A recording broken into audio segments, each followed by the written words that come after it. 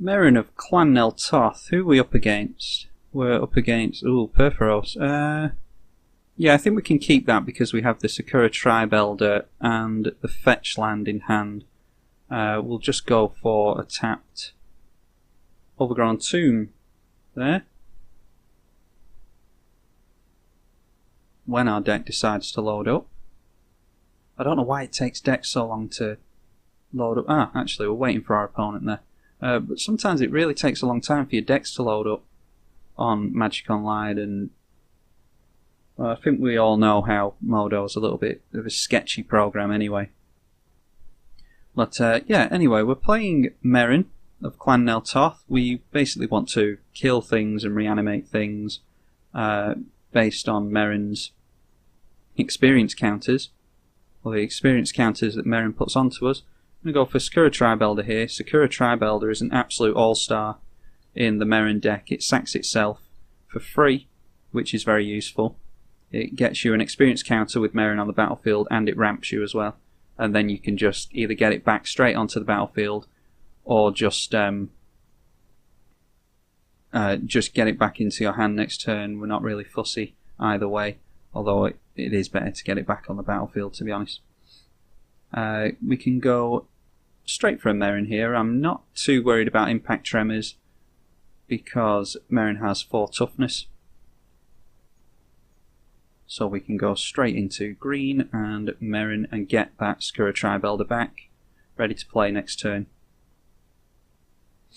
Yeah, we're up against Purphoros, an indestructible 6/5, 4 mana. It's a god, and when its devotion to red is less than 5, it isn't a creature. But when a creature enters the battlefield under your control, or under our opponent's control, it deals 2 damage to each opponent. So basically, our opponent just wants to play out lots of tokens with Purphoros out and deal us a lot of damage in doing so.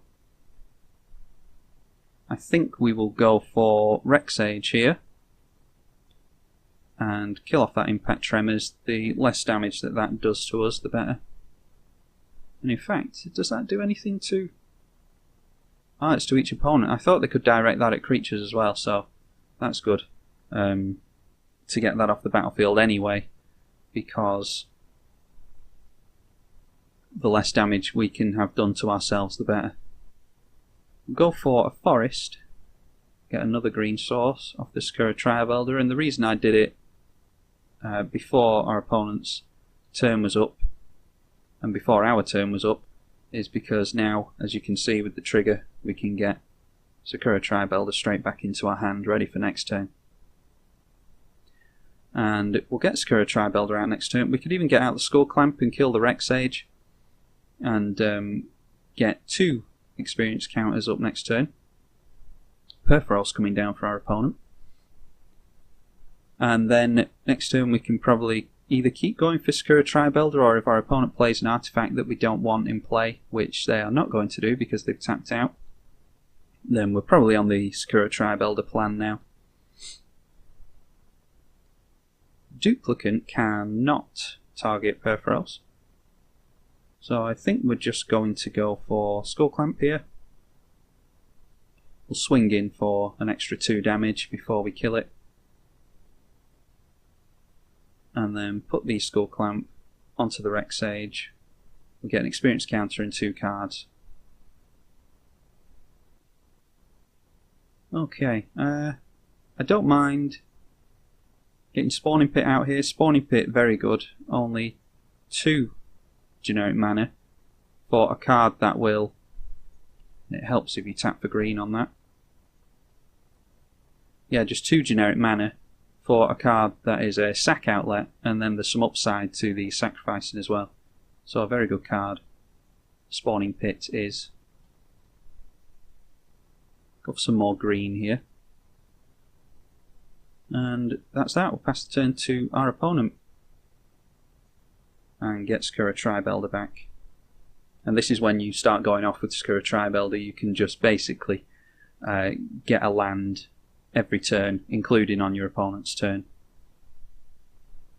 2 damage to us from Purphoros, and red, and return it to its owner's hand to add 3 mana. Activate this ability only anytime you can cast sorcery.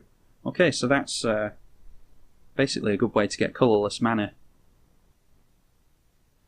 into your mana pool. I don't know of any other strange combo-y type thing you could do with that. Maybe there is something other than what I'm thinking, that is getting colourless mana into your mana pool. Maybe there's something else you can do with that I don't know about. Go for a swamp off the Skura Tribalder, and we're up to 4 experience counters already. I think we should start looking at playing something slightly bigger now. What is this? Return it to its owner's hand. You can only do it as a sorcery. Do we want Sheoldred? I don't mind Sheoldred. 5, 6, 7, 1, 2, 3, 4, 5, 6, 7, and then we could put the Skull Clamp on Sheoldred. I think that's quite good.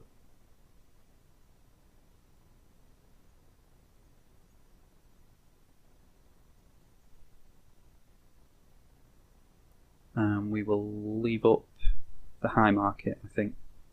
Oh, scratch that. We're putting the Skull Clamp on to Sheoldred, so we're not leaving up any mana, in fact.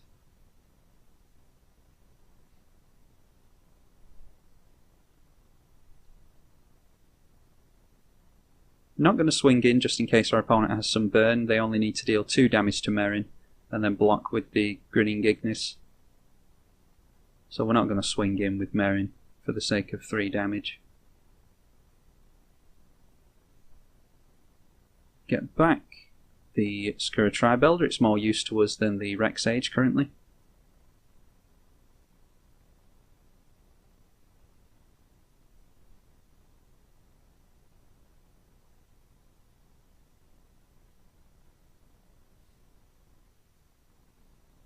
And our opponent now has to sacrifice the Ignis, unless they have some means of getting a creature into play. Our opponent might have been looking to bounce that. They can only do it as a sorcery, and because it's the upkeep, they can't cast sorceries during their upkeep, so they've actually just wasted that mana, which is a mistake, of course, on their part. Would have had access to 5 mana. But they've got a full grip of cards. I hope they don't shame scoop now because of that. They do have 6 cards in hand, so they should be able to do something at least. Although it looks like we've had a faster start than our opponent has, thanks to the Skura Tribalder doing a lot of work.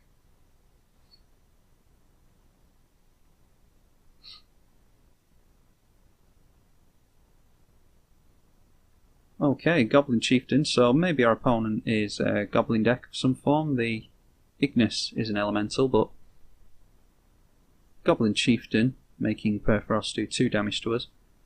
And it's a Lord that gives our opponent's Goblins haste. And it is a 2/2 haste itself. Really like Goblins. I used to run... when I first started playing Magic, we played as a group in... Oh, when did I start playing? It was around M10, Rise of the Eldrazi, something like that. About 10 years ago, something like that. And I'm going to go for another swamp here. And we used to play just kitchen table, 60 card casual format. And yeah, I used to run a Goblin deck that did quite well in multiplayer, which was surprising, and used to love running Krenko. We don't... do we want to... I think we'll just get... I was thinking about killing the Goblin Chieftain with the Duplicant, which is probably what we should do, but I'm going to give our opponent half a chance here, just for the sake of being a sport. Pay 2 life, search your library. I think we'll do that to the Tribalder. Sack a creature. Don't even know what we want here, to be honest. But what we could do is go for Avenger of Zendikar. Play that out next turn, and then we've got plenty of fodder for the Razaketh. But yeah, what we used to do was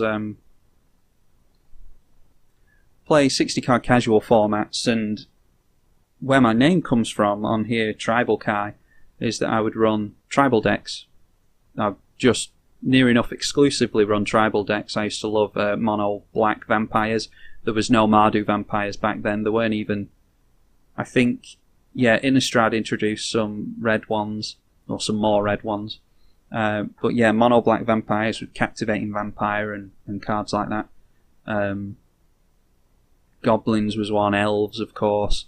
I actually tried out allies as well. I always wanted to make a mill deck that worked in multiplayer, which for anyone who knows how that works, even in 60-card formats, that's very difficult. And allies actually work very well. Azorius allies, there is, what is this? Exile the top X cards of your, yeah, okay, I don't care about that. There's actually a blue, yeah, is it blue? Yeah, of course it's blue in mill. An ally that mills the top card of your opponent's library, target opponent's library, for each ally that you have in play. And then when you start playing the ally that costs 2 mana, that clones an ally on the field, and then Phantasmal Image and things like that, it starts to mount up quite a lot. And then you have, of course, all the other effects from all the other allies, like gaining life and things like that. Our opponent doing a hell of a lot of damage to us here. They may have us yet. I don't think we have many means of gaining life, if any, in this deck. Might have to start thinking about taking this game more seriously and not going so easy on our opponent, because yeah, they could do us in yet. Going to go for some means of it, maybe a Toxic Deluge, so that we can swing in for the game next turn. Get rid of those goblins that are in the way. Where are we? Toxic Deluge. Okay. Yeah, so we would just play casual formats, or a casual format. EDH was around then, but it was in its infancy and we didn't really follow it, to be honest. Not going to tap down that high market just in case. Yeah, and that's where my name comes from, is tribalkai. I used to love running tribes, and that Azorius allies deck that used to mill everyone out, that was great fun. I used to really enjoy that. And we're down to exactly 0 with our opponent, so nearly had us. Our opponent nearly had us. Don't know what they had in their deck, of course, but throwing up the GGs, good for our opponent. I think we won that fairly comfortably, but they nearly had us, took us by surprise almost there, because I was too busy rabbiting on about other things. If you enjoyed the video, like and subscribe. I'll see you later. I'm tribalkai for the EDH channel. Bye bye.